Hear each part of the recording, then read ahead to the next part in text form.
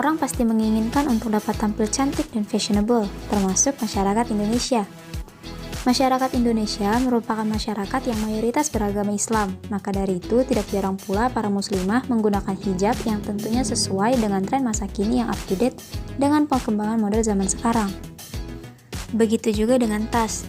Sebagai seorang wanita, kita menyadari bahwa kebutuhan paling penting bagi kita dalam berbusana selain outfit yang kita kenakan adalah tas yang menjadi pelengkap bagi kita untuk dapat membawa barang yang kita perlukan secara menarik dan trendy dan dapat meningkatkan prestige atau image bagi yang memakainya.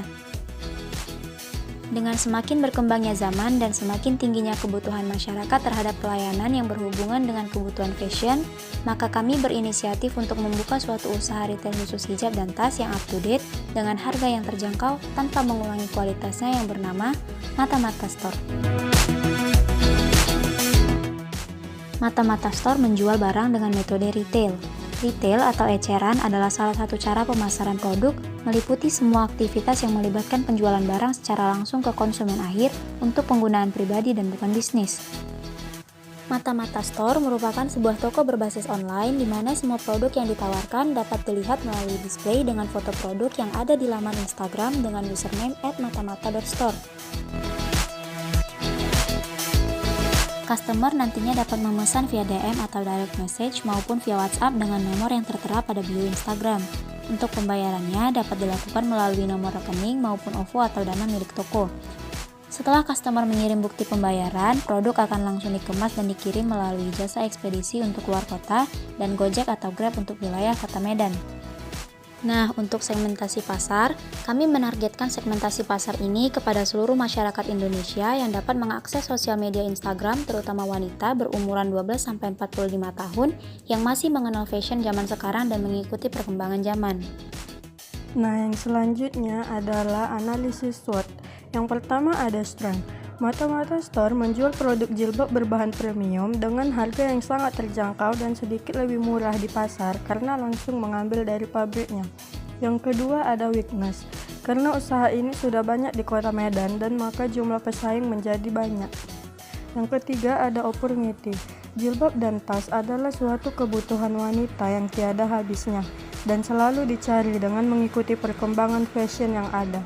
Maka ide ini wajib dicoba dengan kata kunci produk yang diluncurkan memiliki inovasi baru mengiklankan perkembangan zaman.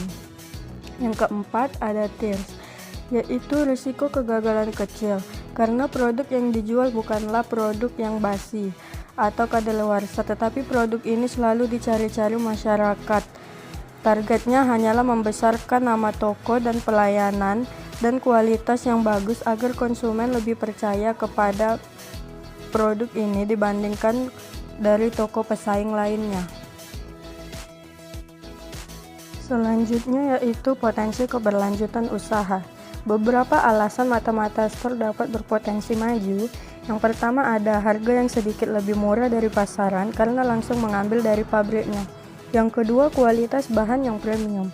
Ketiga mengutamakan pelayanan pelanggan serta kenyamanan dengan menerima komplain dan ramah dan memberikan solusi yang baik. Keempat membangun hubungan yang baik dengan customer dengan target menjadi pelanggan bukan hanya satu kali membeli. Yang kelima yaitu terus mengembangkan inovasi baru dengan melihat selera customer melalui banyaknya penjualan. Yang pertama ada aspek pasar dan pemasaran. Pertama ada bentuk pasar. Untuk memasarkan produk kami, telah ditentukan tujuan pasar mana yang akan kami masuki. Dalam hal ini ada dua bentuk pasar, yaitu pasar produsen yang dipilih adalah pasar persaingan sempurna dan pasar konsumen, yaitu bentuk pasar reseller.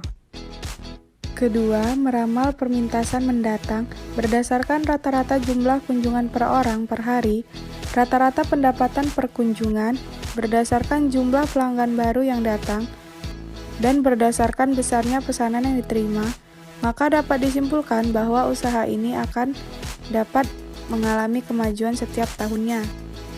Ketiga, segmentasi, target, dan posisi di pasar. Yang A, segmentasi berdasarkan wilayah pemasaran, sikap, dan kemampuan konsumen. Yang akan menjadi segmen pemasaran produk ini adalah seluruh masyarakat Indonesia yang menggunakan akun sosial media. B. Target. Setelah menentukan segmentasi pasar, maka yang akan dijadikan target pemasaran produk ini adalah para kalangan wanita yang tinggal di daerah Kota Medan dengan kisaran usia antara 12-45 tahun. C. Posisi. Berdasarkan keunggulan yang dimiliki produk ini adalah produk yang berkualitas tinggi dan akan disukai oleh target pemasaran produk ini. Keempat, bauran pemasaran. Yang A. Faktor harga. Dalam usaha tas dan hijab ini, harga produk yang ditawarkan berkisar dari 35.000 sampai 300.000 dengan kualitas yang baik pada masing-masing produk. Yang B. Faktor produk.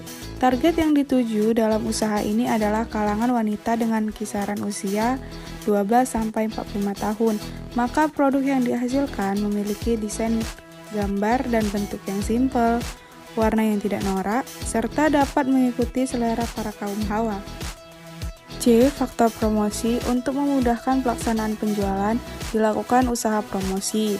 Upaya yang telah dilakukan untuk strategi pengiklanan baru terbatas pada pembuatan brosur online dan memasang iklan di Instagram Ads, serta membayar selebgram Medan untuk melakukan endorse produk beserta reviewnya. Lalu yang kedua, aspek manajemen. Kami menggunakan prinsip POACH, yaitu planning, organizing, actuating, dan controlling secara terorganisir untuk memajukan dan mengelola toko kami. Bentuk organisasi usaha ini adalah garis karena bercirikan sebagai berikut. Yang pertama, jumlah karyawan relatif sedikit. Yang kedua, organisasi relatif kecil. Yang ketiga, karyawan saling mengenal secara akrab. Dan yang terakhir, spesialisasi kerja masih relatif rendah. Selanjutnya adalah aspek yang ketiga, yaitu aspek sumber daya manusia. Aspek sumber daya manusia ini kami bagi menjadi 3. Yang pertama, perencanaan sumber daya manusia.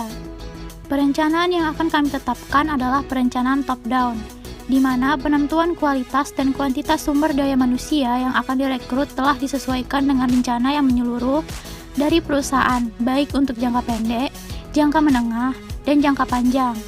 Selain itu, keputusan atas merekrut sumber daya manusia yang baru didasarkan atas keputusan bersama. Lalu yang kedua ada kompensasi. Pemberian kompensasi akan diberikan kepada setiap karyawan ketika mengalami peningkatan penjualan pada waktu-waktu tertentu.